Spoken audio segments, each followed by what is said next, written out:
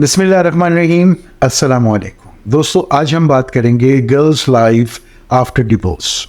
ये एक बहुत ही टची और बहुत ही सेंसिटिव टॉपिक है। जैसा कि आप लोग जानते हैं कि मैं काउंसलिंग सेशंस कंडक्ट करता हूँ और मेरी कोशिश ये होती है कि वहाँ से जो लर्निंग्स हों वो मैं आप लोगों के साथ शेयर कर सकूँ ताकि हम अपनी लाइफ को बेहतर और डेवलप कर सकें।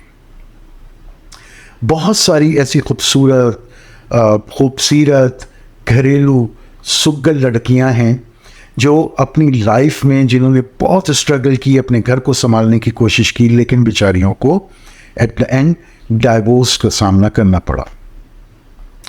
आज हम इस टॉपिक को ह्यूमन साइकोलॉजी के पॉइंट ऑफ व्यू से समझने की कोशिश करेंगे। क्या पॉसिबल प्रॉब्लम्स हो सकती हैं, इनका क्योर क्या हो सकता है। अच्छा, ये वुमेन टू वुमेन वेरी तो कर सकता है, लेकिन इन जो नुकात हम डिस्कस करेंगे इससे बाहर बात नहीं हो सकती।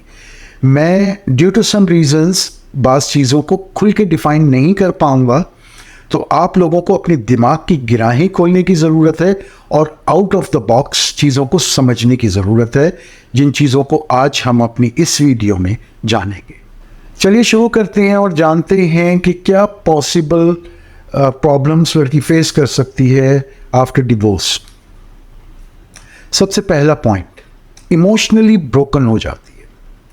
बाज़ ख़वातीन में सैडनेस, उदासी दिखेगी, बाज़ ख़वातीन में एंगर, गुस्सा बहुत ज़्यादा दिखेगा, बाज़ ख़वातीन में गिल्ट का अंसर बहुत ज़्यादा दिखेगा, बाज़ ख़वातीन कंफ्यूज दिखेंगी, बाज़ ख़वातीन में फियर आपको फील होगा। Person to person, women to women ये चीज़ें वेरी कर सकती हैं, लेकिन ये चीज़ें पाई जाती हैं क्योंकि वो अंदर से टूटी हुई होती हैं।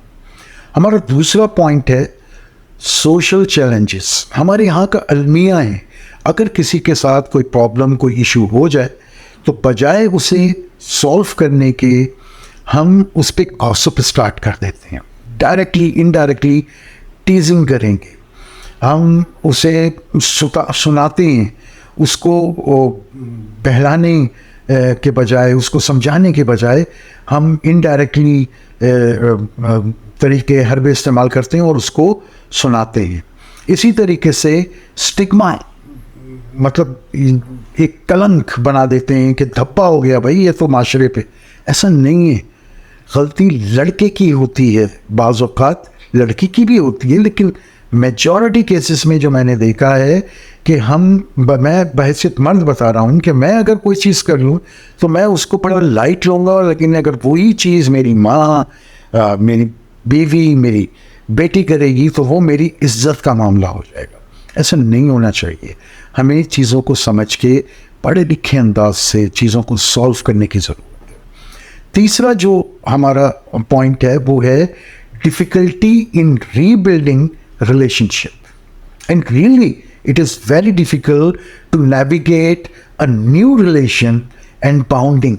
कहना बहुत आसान होता है दूसरी शादी कर लो, लेकिन एक आदमी जो एक शख्स के लिए अपने माँ बाप, अपने बहन भाई, अपने दोस्त अहबाब, अपने रहन सहन का तरीका सब छोड़ छाड़ के चला गया, वहाँ जाके चीज़ों को ऑब्ज़र्व कर रहा है, अपने आप को उस माहौल में ढालने की कोशिश कर रहा है, अपने रहन सहन, अपने खाने पीने के, अपने पहनने ओढ़ने के तरीक़ेकारों को चेंज कर रहा है, उसको आपने बीच दौराहे मिला के छोड़ दिया तो वो टूटेगा नहीं अंदर से।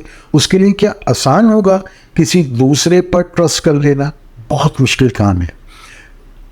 रिपीटेशन ऑफ सेम थिंग हमारे यहाँ होता ये है, हमारे कल्चर में, कि लड़की के पीछे लग जाया जाता है, शादी कर लो, उम्र निकल रही है, बूढ़ी हो जाओगी, कौन देखेगा, हमारी ज़िंदगी में शादी कर लो। इस तरह की बहुत सारी चीज़ें इमोशनली अटैक्स किए जाते हैं उस पर, उसको प्रेशराइज किया जाता है। खुदा के वास्ते ये तरीक़ाकार ना अपनाइए, अपने बच्चियों की ज़िंदगियों को मत तबाह कीजिए, उनको टाइम दीजिए, उनको रिसर्च करने दीजिए, उनको समझने दीजिए। हाँ, हर वक्त नहीं, लेकिन जब कभी मौका महल देखें उस वक्त बात कीजिए। हर वक्त से वो ऑलरेडी ब्रोकन हैं, आप और उन्हें इरिटेट कर रहे हैं, तो चीज़ें संभलेंगी नहीं और बिगड़ेंगी। हमारा चौथा पॉइंट है मेंटल हेल्थ इश्यूज हो जाते हैं।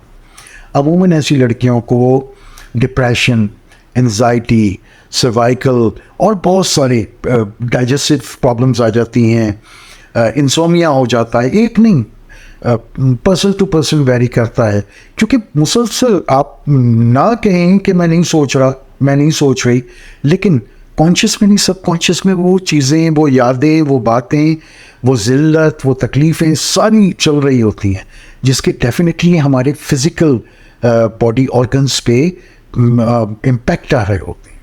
तो इस चीज़ को भी हमें समझने की ज़रूरत है।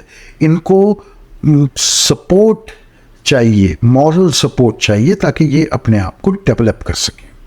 हमारा जो पांचवा पॉइंट है वो lack of physical requirement fulfilment.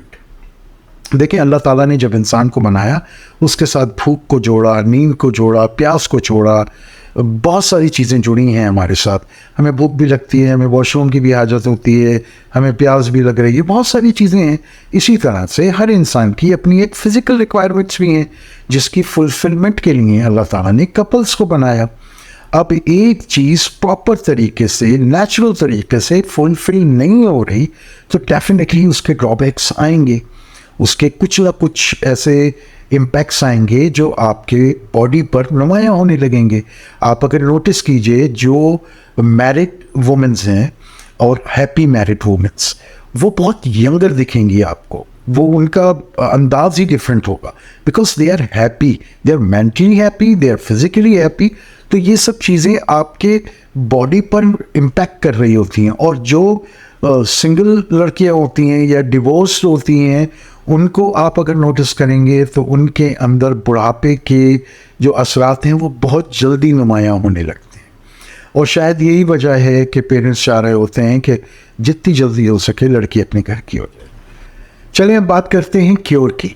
Cure में जो सबसे इम्पॉर्टेंट और फर्स्ट पॉइंट है हमारा, वो है सेल्फ केयर एंड लव। अपने आप से मोहब्बत कीजिए, अपना खुद से ख्याल रखिए, अपने आप को क्रिएटिविटी में की चीज़ों में इतना इंगेज कर लीजिए कि आप जो ट्रॉमा में हैं उस तरफ आपका ध्यान ही ना जाए। अपनी सेल्फ डेवलपमेंट पे फोकस कीजिए, अपना खुद से ख्याल रखिए। जो आदमी आपको बीच डगर में छोड़कर चला गया, उस शख्स को याद करके अपने प्रेजेंट को या अपने आने वाले फ्यूचर को ख़राब करना, बर्बाद करना, ये कोई माकूल एक्ट नहीं है। दूसरा जो हमारा पॉइंट है वो है एक्सटर्नल सपोर्ट। एक्सटर्नल सपोर्ट में सबसे पहले नंबर पे जो आता है वो है पेरेंट्स, फिर सिबलिंग्स, फिर रिलेटिव्स में से कोई हो सकता है, फिर आपके फ्रेंड सर्कल में से कोई हो सकता है। देखें, इस पूरे कायनात में हर मर्द और हर औरत को एक साथी ऐसा ज़रूर चाहिए होता है जिससे वो अपने दिल की कैफियत, अपने दिल के मामलात खुल के बयान कर सके, और इस एतमाद के साथ, इस ट्रस्ट के साथ कि ये बात आगे नहीं जाएगी। बहुत सारे मामलात ऐसे होते हैं जो आप अपने माँ बाप से नहीं डिस्कस कर सकते, अपने बहन भाइयों से डिस्कस नहीं कर सकते, अपने रिश्तेदारों से डिस्कस नहीं कर सकते। तो कोई एक शख्स ऐसा ज़रूर होना चाहिए जिससे आप अपने मामलात को खुल के डिस्कस कर सकें। अपने जब आप बात करेंगे तो आप कंफर्टेबल और रिलैक्स होंगे, और प्लस आपको एक अच्छा सजेशन, एक अच्छी राय मिल सकती है जो आपको डेवलप होने में मदद करेगी। तीसरे नंबर पे है साइकोलॉजिस्ट से काउंसलिंग सेशंस लेना। हर साइकोलॉजिस्ट की अपनी स्ट्रैटेजी होती है। मैं अपनी बात करूँगा, मैं जो सेशंस लेता हूँ वो 3 से ज़्यादा सेशन नहीं लेता। अगर 3 सेशन से ज़्यादा ज़रूरत पड़ रही है तो इट मीन्स कि या तो मैं पेशेंट को नहीं समझ पा रहा, मेरे अंदर कोई कमी पेशी है, या मेरी कंपैटिबिलिटी नहीं हो रही पेशेंट के साथ।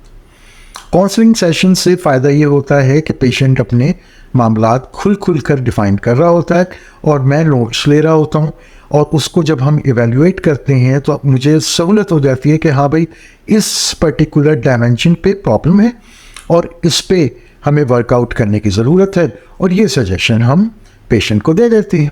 That's it, it's not a rocket science. ये कोई डिफ़िकल्ट टास्क नहीं है। अगर आपको एक्सटर्नल सपोर्ट की भी ज़रूरत पड़े, असिस्टेंस की भी ज़रूरत पड़े, तो go for it. It's not a big deal, it's not a big issue. अपना बहुत ख्याल रखिएगा. मिलते हैं नई वीडियो में. अल्लाह हाफिज़.